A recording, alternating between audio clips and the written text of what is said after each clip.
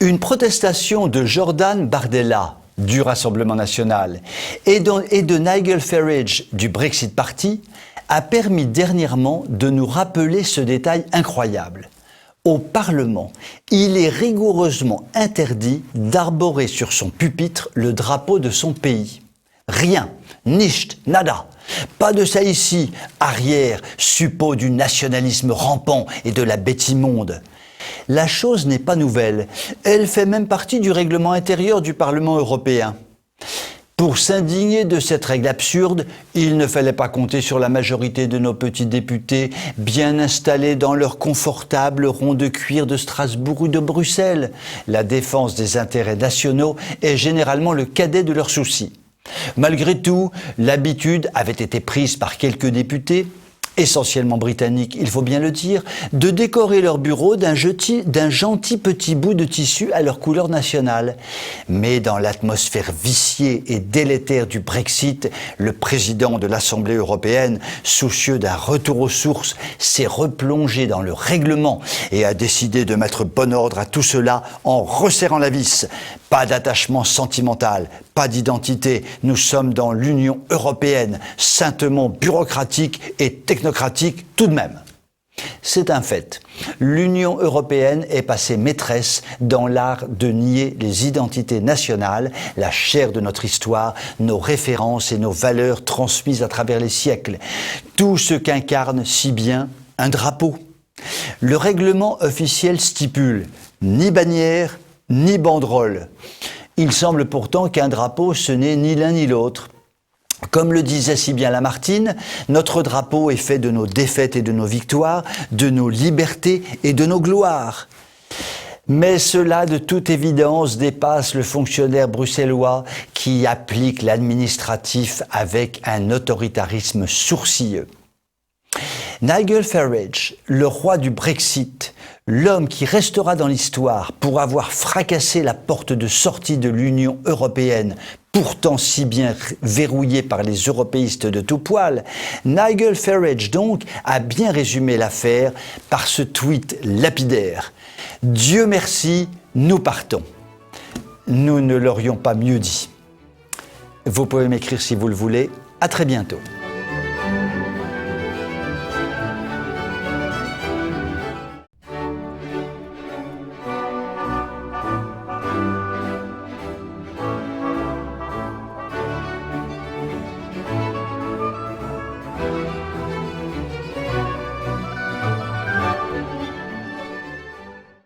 La perversion de la cité commence par la fraude des mots.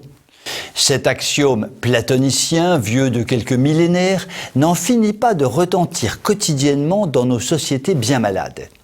Dernière preuve en date, le tour de passe-passe de Macronus en même temps puce pour tenter de dissoudre l'encombrant islamisme dans une soupe halal séparato-communautariste. L'islamisme, enfin, c'est de la blague. Ça n'existe pas. Le vrai danger, c'est le séparatisme et le communautarisme, sorte de notion vague, puisque l'on se gardera bien de nous expliquer clairement au nom de quoi on se sépare, avec qui on se sépare, et ce qui définit précisément la communauté à part ainsi formée.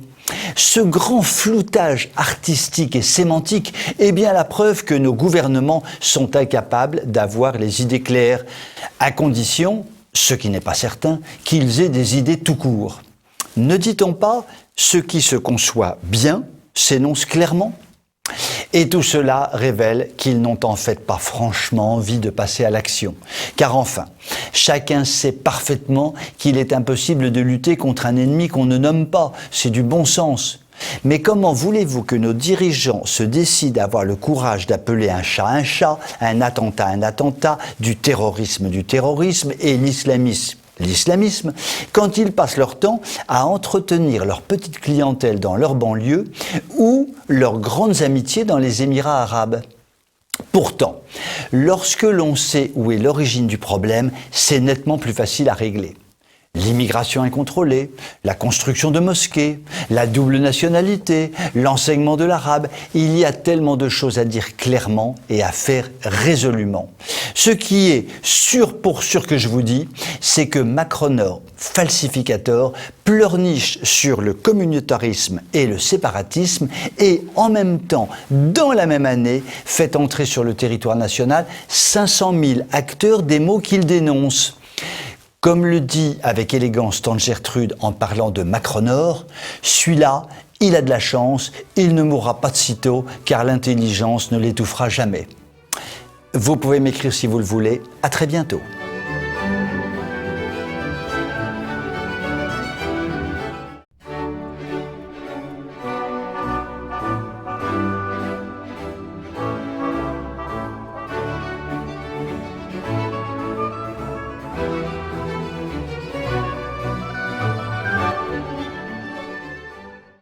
Depuis Jacques Chirac, tout homme politique français qui se respecte met un point d'honneur à taper bien fort sur la croupe des vaches et plus, si affinité, au moins une fois par an.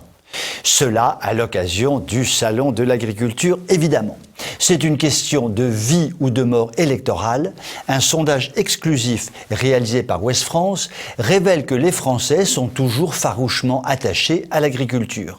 Globalement, ils aiment leurs paysans. Ils leur savent gré de participer à leur manière à la défense des paysages et de l'environnement et nombre de nos compatriotes seraient prêts à payer leurs produits alimentaires un peu plus cher pourvu qu'ils soient français et de qualité. C'est pas beau tout ça alors ? Il n'y en a qu'un qui n'a pas compris cela. Je vous le donne en 1000, je vous le donne en 100, je vous le donne en 10, je vous le donne en 0 pointé, c'est Manuchon de Macronie. L'agriculture, il n'y a rien à faire, ça ne lui parle pas. Donner en douce un coup de pied à un gros cochon, tirer sans avoir l'air d'y toucher la queue d'une vache, arracher l'air de rien les poils du nez d'un taureau, tout en continuant à discuter avec les journalistes, tout ça, c'est un métier que Manuchon n'a pas appris quand il était chez Rothschild, que voulez-vous ?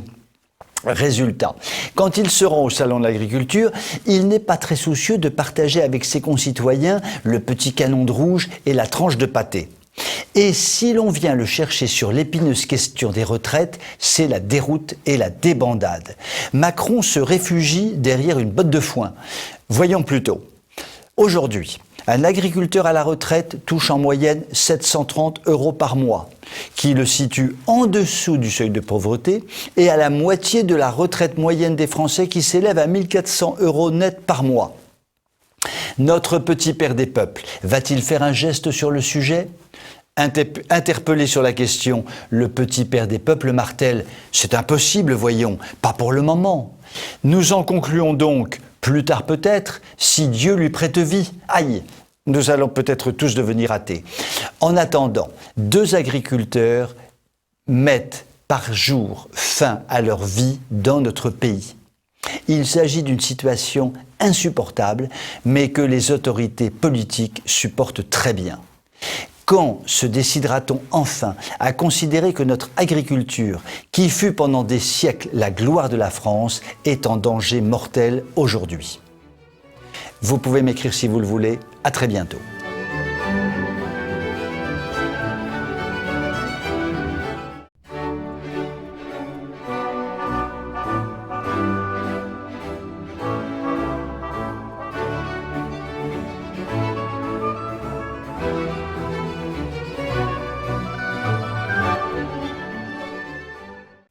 Les autorités de la Mecque, en Arabie Saoudite, ont ordonné l'arrestation d'une chanteuse de rap.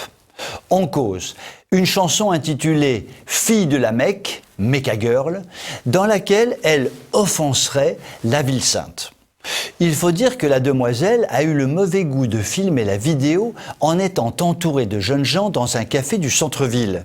De l'avis du prince et gouverneur de la ville sainte, tout cela est furieusement blasphématoire et donc, ni une ni deux, le voilà qu'il demande l'arrestation des personnes qui ont participé à la réalisation comme à la diffusion du clip, si l'on en croit la chaîne qatari Al Jazeera. Le motif de condamnation ? La vidéo je cite, « offense les coutumes et les traditions des habitants de la Mecque et contredit l'identité et les traditions de son estimée population. » Inch'Allah. Formidable, non? Chez nous, on nous rabat les oreilles à longueur de journée sur la richesse culturelle de l'islam. Et patati et patata, Jack Lang nous chante d'unes et merveilles des cultures islamiques à l'Institut du monde arabe dont il assure la direction. On nous organise, aux frais du contribuable, des concerts de rap pour nous ouvrir à la culture de l'autre. Et là-bas, le rap se fait censurer au motif qu'il dénature l'identité et les traditions locales. Avouez que ça ne manque pas de piquant. Chez nous, la tolérance, toujours la tolérance. Mais chez eux, pas de tolérance pour les sous-produits culturels dont nous sommes inondés par complaisance à l'égard de tout ce qui touche l'islam, de près ou de loin. Vous imaginez bien que si notre ministère de la Culture bannissait de la scène de nos festivals le rap au motif qu'il contredit, je cite, l'identité et les traditions de notre estimée population, tout le monde hurlerait au scandale, au nazisme ressuscité. Bon, cela dit, je dois être un scandaleux nazi ressuscité, car pour moi, les rappeurs sont à la musique ce que le sandwich à l'oreille de cochon est à la grande cuisine. Revenons à la Mecque. Quand le rap y est interdit, cela vient de la monarchie saoudienne. C'est beau, c'est grand, c'est halal, et donc, chut, motus et bouche cousue, l'info peine à filtrer. Pour tout vous dire, je suis allé la chercher en Suisse, celle-là. Ne comptons surtout pas sur les médias français halaliquement corrects pour en parler. Vous pouvez m'écrire si vous le voulez. À très bientôt.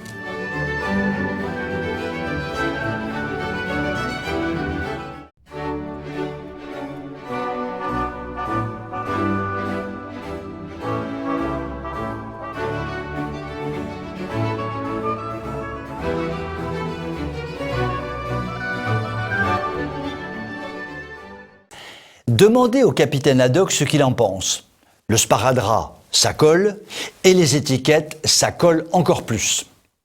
Quant aux étiquettes politiques, c'est pire que tout, c'est gluant et ça ne vous lâche plus.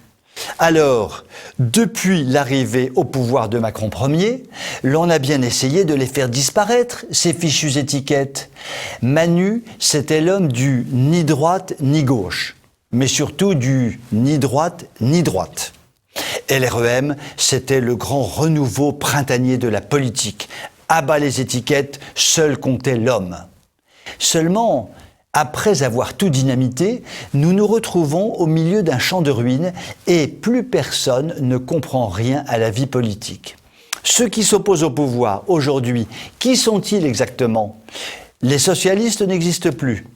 La France insoumise se cherche sans se trouver. Les républicains aimeraient exister, mais sont à peu près inaudibles sur tous les sujets, car ils ne peuvent dire trop fort qu'ils sont d'accord avec le gouvernement. Le Rassemblement national est à droite, mais s'obstine à nous expliquer qu'en fait, non, il n'a rien à voir avec la droite. Du coup, on finit par se dire que les étiquettes, ça a du bon. D'ailleurs, peut-être bien qu'elles n'ont pas complètement disparu. À Paris, Dati a bousculé Hidalgo parce qu'elle s'est assumée de droite face à une candidature de gauche. À Marseille, Stéphane Ravier est monté en flèche parce que les étiquettes en face sont devenues illisibles, comme si un verre de pastis s'était renversé dessus. Certains soirs, l'on se prend à rêver.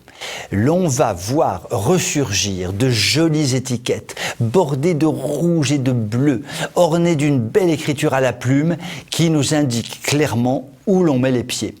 Finalement, une belle étiquette, c'est rassurant et cela permet de choisir vraiment. Finalement, la seule étiquette qu'on a tous envie de coller sur le front de Macron, c'est celle d'incapable.